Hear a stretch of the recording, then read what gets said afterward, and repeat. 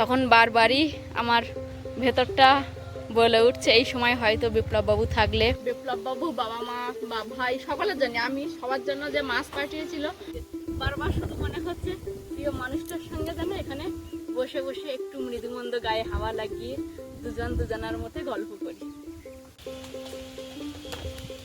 নন্দ হয়েতে গিয়ে কান্না করে দিয়ে দিও। এই বেগুন দিয়ে রান্না করলাম, আর খেয়ে বলো কেমন হয়েছে। নমস্কার, আপনারা সকলে ভালো আছেন তো? আবারও ফিরে এলাম পুরাতন গন্ধে পুরাতন ছন্দে, সাথী বিপ্লব ব্লগের আরও একটা সম্পূর্ণ পুরাতন নতুন পর্বে, অর্থাৎ সেই পুরাতন জায়গা থেকে শুরু করছি নতুন একটা পর্ব। তো সম্পূর্ণ পর্বটি আপনারা কোথাও স্কিপ না করে দেখতে থাকুন, আশা করব আপনাদের ভালো লাগবে। আর যে সকল দর্শক বন্ধু প্রথমবারের জন্য দেখছেন সাথী বিপ্লব ব্লগটি, যদি এই চ্যানেলে ছাড়া ভিডিওগুলো আপনাদের মনের মনিকোঠা একটু জায়গা করে নিতে পারে, তাহলে সাবস্ক্রাইব করে আমাদের সঙ্গে যুক্ত হয়ে যাবেন, আর লাইক কমেন্ট শেয়ার করে আমাদের এই সম্পর্কটাকে আরও দৃঢ় ও মজবুত করবে। তো চলুন, আমার পুরাতন যে দর্শক বন্ধুরা আছে তাদের কৃতজ্ঞতার তো কোনো শেষই নেই, কারণ তারা পাশে না থাকলে হয়তো আমি একটু একটু করে ধীরে ধীরে সামনে বাড়তে পারতাম না, সামনে এগিয়ে যাওয়ার সাহস পেতাম না। তো আমার পুরাতন দর্শক বন্ধুদের কাছে আমি মন থেকে কৃতজ্ঞ। তো চলুন পর্বটা শুরু করবো। তার আগে দেখুন, আমাদের এই যে খাল বাড়ির পাশে এখানে শুরু করেছি, প্রচন্ড পরিমাণে আমাদের এখানে হাওয়া হচ্ছে, আর খালে খুব সুন্দর ঢেউ হচ্ছে। আজকের ওয়েদারটা খুবই ভালো, সূর্যি মামা খুব একটা তেজ নেই, তারপরে খুব সুন্দর হাওয়া বইছে, ঝোড়ো হাওয়া। আর আজকের ভাইয়ের ঘরের কাজে আরও কিছু কাজ হবে, ঘরের যে পিলারগুলো বসানো হয়েছে তার গোড়ায় মাটি দেওয়া হবে, তাই আমাদের বাসতলায় যে ছোট পুকুর ছিল সেখান থেকে মাটি কেটে আর ওখানে নেওয়া হবে। তো সবটাই আপনাদেরকে দেখাবো।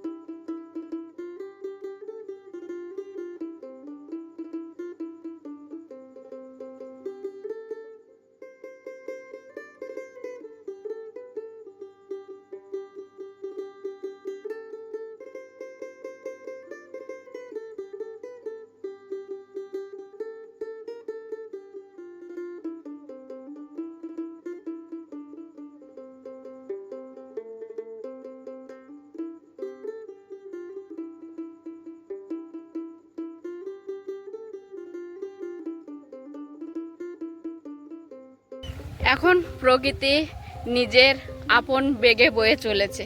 এই দৃশ্যটা যখন আমি ক্যামেরা বন্দি করে আপনাদেরকে দেখাচ্ছি, তখন বারবারই আমার ভেতরটা বলে উঠছে। এই সময় হয়তো বিপ্লববাবু থাকলে তোমার যে সকল সদস্য আছে এই সাথী বিপ্লব ব্লগে পরিবারের সাথী, তাদেরকে আরও আরও ভালো করে বিপ্লববাবু বোঝাতো এবং কথা দিয়ে সেই সৌন্দর্যটাকে আরও দ্বিগুণ বাড়িয়ে তুলতো। তো আমার সঙ্গে কি আপনারাও একমত এই কথাটায়? ছোটদার যে এই ছোট পুকুর ছিল ছিঁচে আর এই জায়গায় মাটি কেটে ফেলা হবে, সেটাও দেখাবো চলো।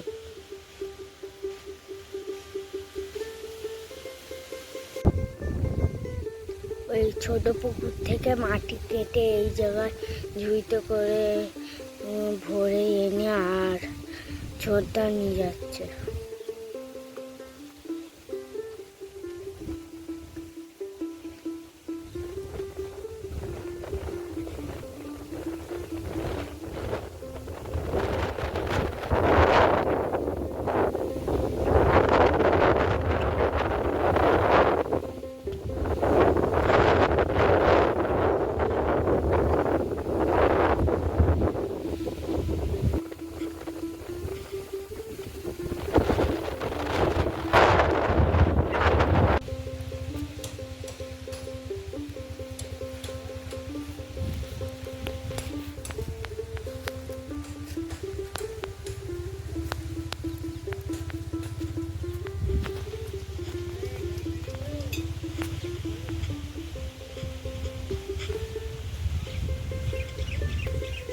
মাটি বয়ে নিয়ে যাচ্ছে, ওইখান থেকে মাটি কেটে ঝড়াই করে দিয়ে দিচ্ছে।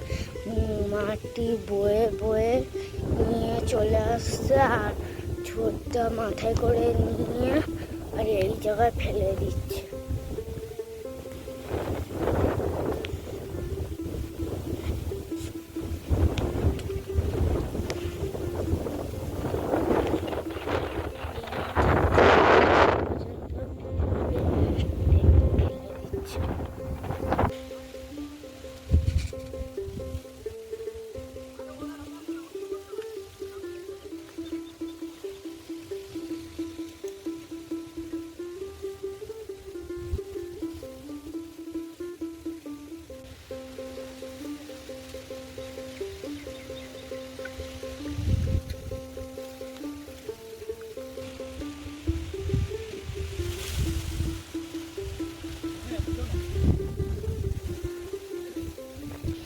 সকাল থেকে ভাই তিনজনকে ধরেছে কাজের জন্য, মাটি ওই ছোট পুকুর থেকে কেটে আর ঘরের চারিপাশে দিয়ে দিচ্ছে।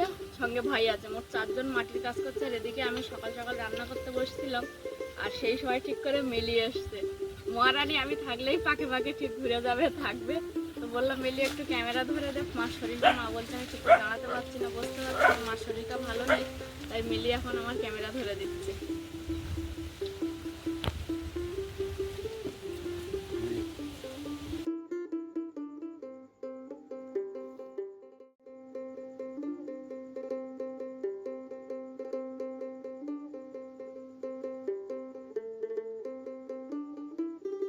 মিলি একটু ক্লিপিং নিয়েছিল ভিডিওর জন্য, আমি আর এদিকে সেইভাবে আসতে পারিনি। এখন দেখছি বেশ অনেকটাই মাটি কাটা হয়ে গেছে। আর ওই যে গামলিটাতে ওখানে ছাই রাখা আছে কিছুটা পরিমাণে, যাতে এই যে ঝোড়ার মধ্যে মাটি দেওয়া হচ্ছে জড়িয়ে না যায়। ছাই তো একটু শুকনো জিনিস, যাতে মাটিটা যখন ফেলা হচ্ছে পড়ে যায় ভালোভাবে, তাহলে আর খুব একটা বেশি কষ্ট হয় না। আর এই মাটির কাজ এটা সাংঘাতিক পরিমাণে কষ্টের একটা কাজ।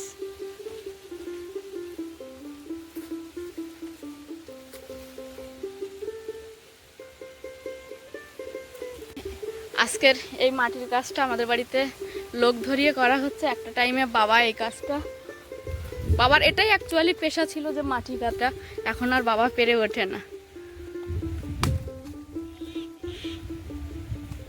তো বাবা এখানে যখন প্রথম আসে তখন চাষবাস আর এই মাটি কাটার উপরেই পুরো সংসার, 3-4টে মানুষ সব মিলিয়েই চলতো, যার কারণে আজকের বাবা একটু বেশি অসুস্থ, যে হাড়গুলো সরে গেছে। এগুলো হচ্ছে প্রচণ্ড খাটনি ও ক্লান্তির একটা কাজ।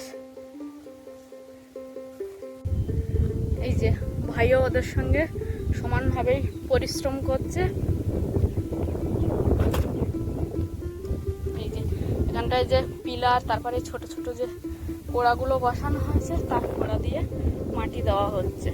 এই যে এইখান থেকে 3 জনকে কাজের জন্য নিয়েছে, আর ভাই ওদের সঙ্গে লেবারি করছে, অর্থাৎ 4 জন মিলে এই মাটির কাজটা করছে। আর এই কাজটায় এত এত পরিমাণে খাটনি, মানে সে না দেখলেও যেমন বোঝা যাবে না, আর এই কাজটা যে করে সে জানে যে কতটা পরিশ্রমের।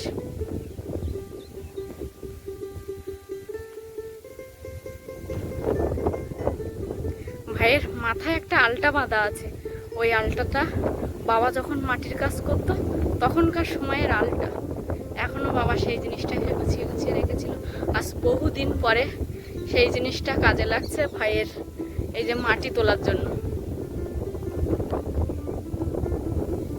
কখনো বাইরে থেকে ঝোড়াই করে এনে মাটি ফেলছে, আবার কখনো ঘরের ভেতর থেকে মাটি ফেলছে। এই যে পিলারগুলোর গোড়ায় দেওয়া হচ্ছে।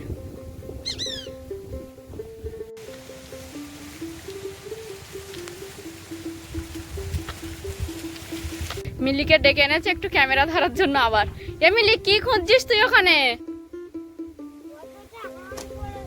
হ্যাঁ রে, আমের ফুলগুলো তো সব পড়ে গেছে, দেখি প্রচুর আম পড়ছে। খাস না জানো, ওগুলো মুখে কিন্তু ঘা হবে। ওই আমে এখন আঠা, ঠিক আছে? এমনি নিয়ে খেলা করবি, মুখে দিবি না। চল মিলি, তোর আর আমার যা কাজ আস্তে আস্তে করি, তার ফাঁকে ফাঁকে তুই একটু খেলাও করবি, ঠিক আছে? চালগুলো সুলতাদের বাড়ি থেকে কিনে এনেছিলাম, আজকে সকালে রান্নার পরে এই যে কড়াইতে বসিয়ে দিয়ে রেখেছি একটু জল দিয়ে, আর চাল আস্তে আস্তে একটা ফুটে গাঢ় হয়ে যাবে। সকালের খাওয়া দাওয়া করার পরে বাসন কোসন ধুয়ে মিলি মহারানীকে ডেকে এনে আপনাদেরকে একটু ক্লিপিং দেখানোর পরে, ভিডিও ক্লিপিং দেখানোর পরে এখন আমি এই যে আমাদের বাঁশের যে চুবড়ি আছে ওটা নিয়ে আসছি, বেগুন তুলবো আজকে গাছ থেকে। বিপ্লব বাবু, বাবা মা বা ভাই সকলের জন্য, আমি সবার জন্য যে মাছ পাঠিয়েছিল সেই মাছ আবার নিজে বলে দিয়েছে কোন মাছ কি দিয়ে খেতে হবে। বেলে মাছটা বললো তুমি বেগুন দিয়েও খেতে পারো, এমনি যে কোনো কিছু দিয়ে খেতে পারো, আলু টালু। আর যে একটা নদীর গাংবাটা পাঠিয়েছিল ওই মাছটা বলে একদম বলেই দিয়েছে, হয় তুমি মাছের ঝাল করবে, না হলে বেগুন দিয়ে ইলিশ মাছের মতো করে রান্না করবে। তো এখন দেখি বেগুন তুলে নিয়ে যাচ্ছি। গাছে এসে দেখছি প্রচুর বেগুন হয়েছে, মা খেয়াল করে উঠতে পারেনি। এই যে একটা, চল মিলি, ওই দিকে আছে আরো।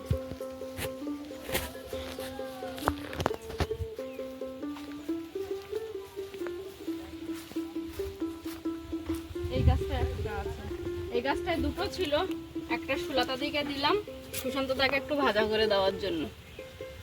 এর থেকে একটু বড় দিয়েছি, বল মিলি সেটা? হ্যাঁ, সুশান্ত দাকে বললাম যে একটু ভাজা করে দিয়ে বাড়ির বেগুন খেয়ে দেখবে। আমার যে কোনো কিছুতে দিদি হচ্ছে আমাদেরকে দিয়ে যায় এটা ওটা, সেই জন্য দিদিকে আমি একটা বেগুন দিলাম। এই গাছটায় কয়েকটা বেগুন হয়েছে।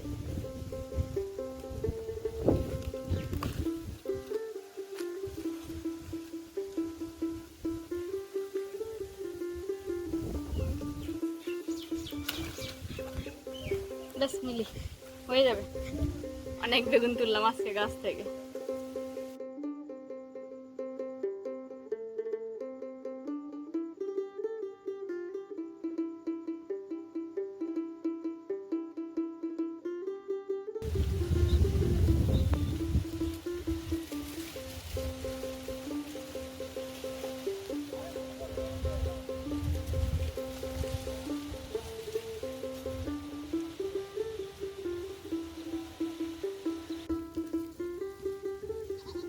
এখন মিলি আর আমি দুজনে এসেছি সুলতা দিদের খালের পাড়ে যে ব্রাহ্মী শাক হয়েছে সেই ব্রাহ্মী শাক তোলার জন্য। এত সুন্দর ব্রাহ্মী শাক হয়েছে মিলি, কি বলবো তোকে, খুব ভালো লাগছে। আর একেবারে জালে তরতাজা, বিনা সারের।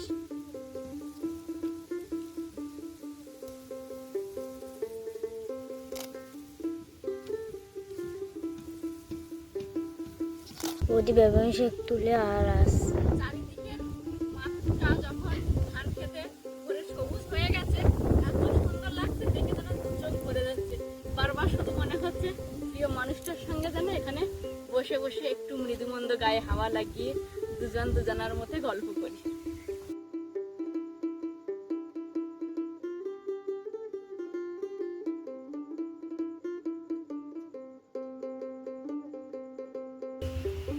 মিলি কি? শাক তুলে নিয়ে আসলি বৌদির সঙ্গে, হুম। আনন্দ করে। কি সুন্দর শাক, দেখো কি শোনি, তা বাঁচবেটাকে ওর বাধা দিলে তো তুমি আসো। তাই এই আমি শাক তোলার লোক হয়, বাঁচার লোক হয় না। শাকে গোটা রসুন দিচ্ছি মা। দেও দেও, আজকে শীত লেগেছে, নাচছে তাই করছে। আও আও, ইয়া লাইন মধ্যে দেখি, যেই লাইন মারিস তাও দেখ, তো চটকাই দিবি, শীত লেগে। হ্যাঁ, আর ও আমার দ্বারা ছাড়া থাকে না।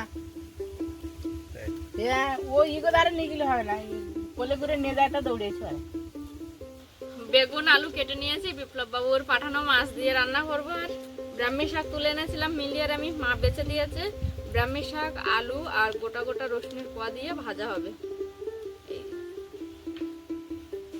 ওদিকে জলের মধ্যে বাতাস আর লবণ ভিজতে দিয়ে লেবু গাছ তলায় এসেছি লেবু পারবো বলে। ওরা তো ওদিকে রোদ গরমে কাজ করছে, তাই একটু লেবু আর বাতাস আর জল দেবো। বুঝতে পারছি না রে মিলি, কোনটা নেবো?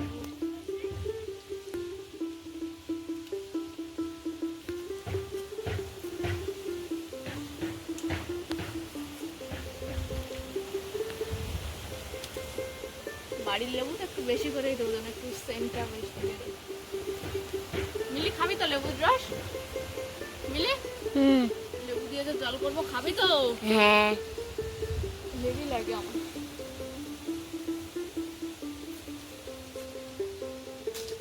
চল, তিনটে নিয়েছি আর নেবো না। চলো। হাত বরাবর তুলল।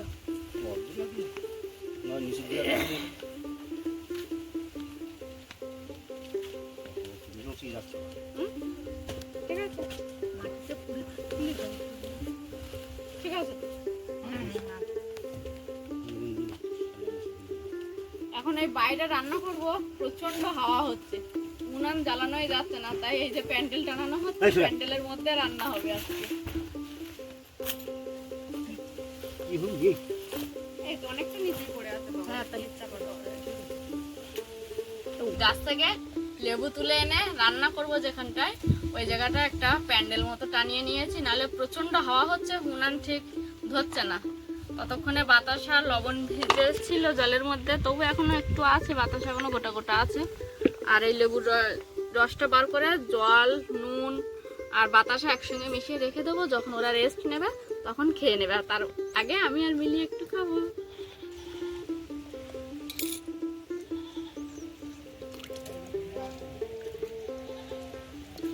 হেবি রস।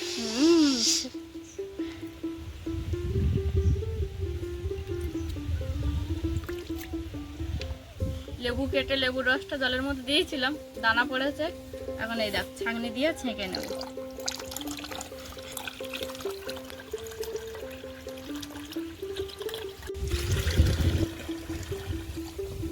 অল্প করে জল দিয়ে 3 রকম উপকরণ একসঙ্গে ভালো করে মিশিয়ে নিয়েছি।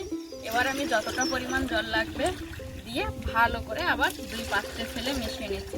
তার মধ্যে মিলির গ্লাস মিলি এনে রেডি করে ফেলেছে।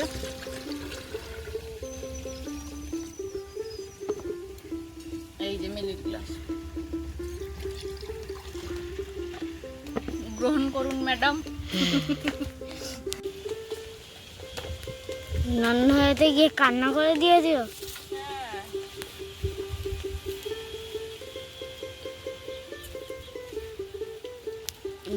ধুমা হচ্ছে না,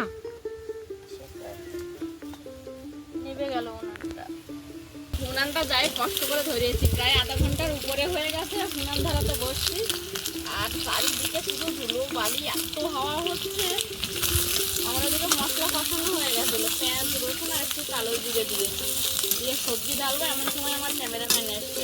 ক্যামেরাম্যান তো উদাসীন, কখনো খেলা করতে যাচ্ছে তাকে ডেকে এনে চল একটু ক্যামেরা ধরে দে, এই হচ্ছে, কখনো গাছতলায় আম গোড়াচ্ছে, এইরকম ভাবেই চলছে। এখন এই বেগুনটা বসিয়ে দিয়েছি, মাছ দিয়ে রান্না করবো, লবণ দেবো। আঙ্কড়াতে কি গান করেছিস? আঙ্কড়ানের গান আছে, ছলো নাতে যাই সব দুজনা, ও কি জরি না, আমি কি তোর আপন ছিলাম না। ও সুর ভালো, আমার গলায় আসছে না। দাও ভালো করে আবার দেখে নেবো। ঠিক আছে। সবজিটা ভালো করে ভেজে নিচ্ছি সব রকম মশলা দিয়ে। আর শিলের মধ্যে আমি কাঁচা ধনে জিরে মরিচ নিয়ে নিয়েছি, একটু জল দিয়ে ভিজিয়ে রেখেছি, এটাকে ভালো করে বেটে নেব। সেই বিপ্লববাবু পাঠিয়েছিল গাংবাটা মাছ, কয়েক পিস ভাজা আছে, এগুলো দিয়েই আজকে বেগুন আলু মাছ দিয়ে তরকারি করব। এদিকে শিলনোড়ায় ভালো করে জিরে মরিচ ধনে একসঙ্গে বেটে নিয়েছি। গাইতে জল ঢেলে দেওয়ার পরে বেশ কিছুক্ষণ ধরে ফুটিয়ে নিয়েছি। এবার দিয়ে দেবো ভেজে রাখা মাছ, তার সঙ্গে একটু কয়েকটা বেগুনের টুকরো ভেজে তুলে নিয়েছিলাম, সেগুলোও দিয়ে দেবো। এবার এর মধ্যে দিয়ে দেবো আগে থেকে বেটে রাখা জিরে মরিচ। জিরে মরিচ দিয়ে বেশ কিছুক্ষণ ফুটিয়ে নিয়েছি তরকারি। এবার আস্তে আস্তে করে পাত্রে নামিয়ে নেব। হলো ব্রাহ্মী শাক আলু ভাজা। আর আমাদের এখানে এত প্রচণ্ড পরিমাণে ঝোড়ো হাওয়া হচ্ছে, ধোঁয়া হচ্ছে, সেই সঙ্গে সঙ্গে যে হাতে নিয়ে একটু একটু করে ভিডিও করব সেটাও করতে পারিনি। যাই হোক, এটা ব্রাহ্মী শাক আলু ভাজা করেছি গোটা রসুন দিয়ে। এই ছিল আজকের আমার রান্নার জায়গা। একটু মানে যেদিকে প্রতিদিন রান্না করি সেদিক থেকে অন্য সাইডে বসছি। আর এই যে চারি সাইডটা এইভাবে একটা প্যান্ডেল করা। ম্যাক্স ওদিকে আমার পেছনে শুয়ে আছে। আপাতত আজকের রান্নাটা কমপ্লিট হয়ে গেছে, এবার স্নান করতে যাব।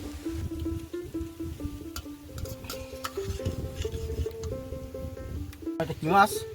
আমি ঠিক চিনি না, তোমার বড় ছেলে বলে দিয়েছিল কি গাংবাটা। আচ্ছা, নদীর মাছ নাকি? হ্যাঁ, ওই জন্য বেগুন দিয়ে রাঁধতে বলেছিল, তো সেই মতো এসে বাড়ি এসে দেখছি গাছে বেগুন আছে, এই বেগুন দিয়ে রান্না করলাম। আর খেয়ে বলো কেমন হয়েছে।